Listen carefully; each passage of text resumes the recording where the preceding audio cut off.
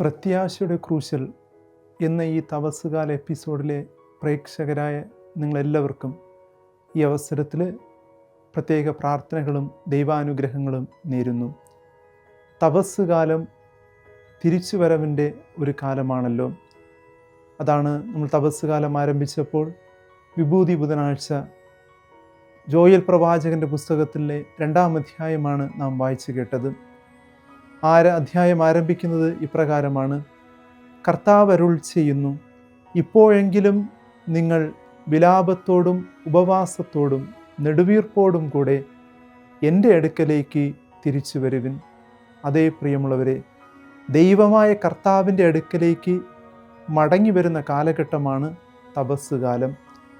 ഈ മടങ്ങിവരവ് എന്ന് പറയുന്നത് ഒരു സ്ഥലത്തിൽ നിന്ന് മറ്റൊരു സ്ഥലത്തേക്കുള്ള മടങ്ങിവരവല്ല, പിന്നെയോ ഒരു ജീവിതാവസ്ഥയിൽ നിന്ന് മറ്റൊരു ജീവിതാവസ്ഥയിലേക്കുള്ള ഒരു മടങ്ങിവരവാണ്.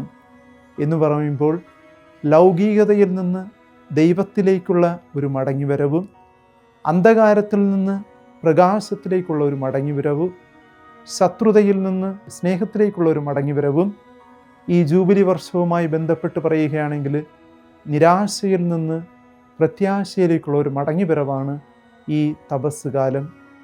ഇതിന് ഒത്തിരിയധികം ഉദാഹരണങ്ങൾ വിശുദ്ധ ഗ്രന്ഥത്തിൽ തന്നെ നമുക്ക് കാണാൻ സാധിക്കും. ധൂർത്തപുത്രൻ മടങ്ങി വരുന്നുണ്ട്, പാപാവസ്ഥയിൽ നിന്ന് പിതാവിൻ്റെ സ്നേഹത്തിലേക്ക് മടങ്ങി വരുന്നു. സക്കേവൂസ് മടങ്ങി വരുന്നു, ചുങ്കപ്പുരയിൽ നിന്ന് ക്രിസ്തുവിൻ്റെ അടുക്കലേക്ക്. പത്രോസിൻ്റെയും ജീവിതത്തിൽ ഇപ്രകാരം ഒരു മടങ്ങിവരവ് സംഭവിക്കുന്നുണ്ട്. യേശുവിനെ തള്ളിപ്പറഞ്ഞതിന് ശേഷം മനം നൊന്ത് കരഞ്ഞുകൊണ്ട് പത്രോസും മടങ്ങി വരുന്നുണ്ട്.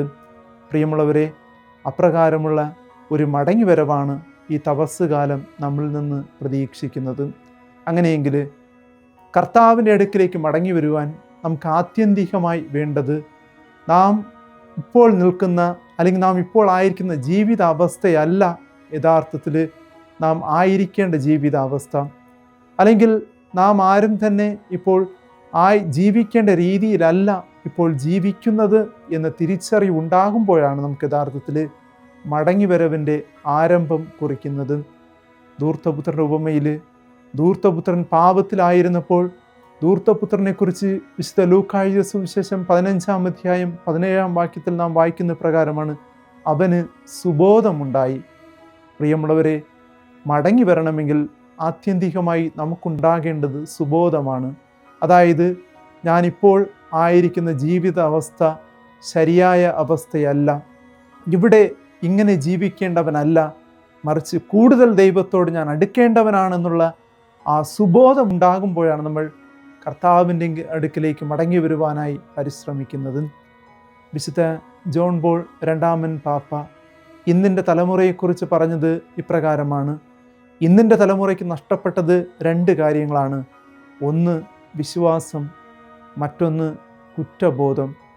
അതേ പ്രിയമുള്ളവരെ, നമുക്കെല്ലാവർക്കും നഷ്ടപ്പെട്ടത് ഈ കുറ്റബോധം അല്ലെങ്കിൽ പാപബോധം എന്ന അവസ്ഥയാണ്.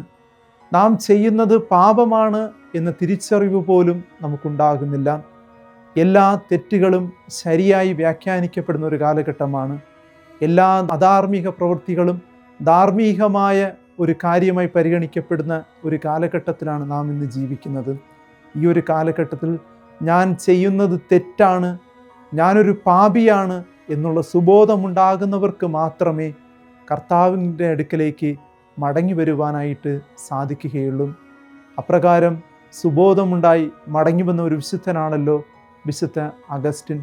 അപ്രകാരം അദ്ദേഹം തൻ്റെ പാപം നിറഞ്ഞ ആ ജീവിതാവസ്ഥയിൽ നിന്ന് മടങ്ങി വന്ന് കർത്താവിൽ അഭയം പ്രാപിച്ചപ്പോൾ തന്നെക്കുറിച്ച് പറഞ്ഞത് ഇപ്രകാരമാണ്: ദൈവമേ, അങ്ങയിൽ വിലയം പ്രാപിക്കുവോളം എൻ്റെ ആത്മാവ് അസ്വസ്ഥമാണ്. അതേ പ്രിയമുള്ളവരെ, നാം എല്ലാവരും അസ്വസ്ഥരാണ്, നാം എല്ലാവരും നിരാശയിലാണ്, ദുഃഖത്തിലാണ്. കാരണം നമ്മൾ വിലയം പ്രാപിച്ചിരിക്കുന്നത് ദൈവത്തിലല്ല. ഈ തപസ്സുകാലം നമ്മെ ഓരോരുത്തരെയും ദൈവത്തിലേക്ക് വിലയം പ്രാപിക്കുവാനായി ക്ഷണിക്കുകയാണ്, ദൈവത്തിലേക്ക് മടങ്ങി വരുവാനായി ക്ഷണിക്കുകയാണ്. അങ്ങനെ ദൈവത്തിൽ വിലയം പ്രാപിക്കുമ്പോഴാണ് നമുക്ക് യഥാർത്ഥ സ്വസ്ഥതയും സമാധാനവും സന്തോഷവും കണ്ടെത്തുവാൻ സാധിക്കുന്നത്. ആയതിനാൽ നമ്മൾ ഒരു ഗാനത്തിൽ ഇപ്രകാരം പ്രാർത്ഥിക്കുന്നത് പോലെ പാപബോധവും പശ്ചാത്താപവും എനിക്കേകണമേ. പ്രിയമുള്ളവരെ, ഈ തപസ് കാലത്ത് നമ്മുടെയും പ്രാർത്ഥന ഇതുതന്നെയായിരിക്കട്ടെ. പാപബോധവും പശ്ചാത്താപവും എനിക്കേകണമേ.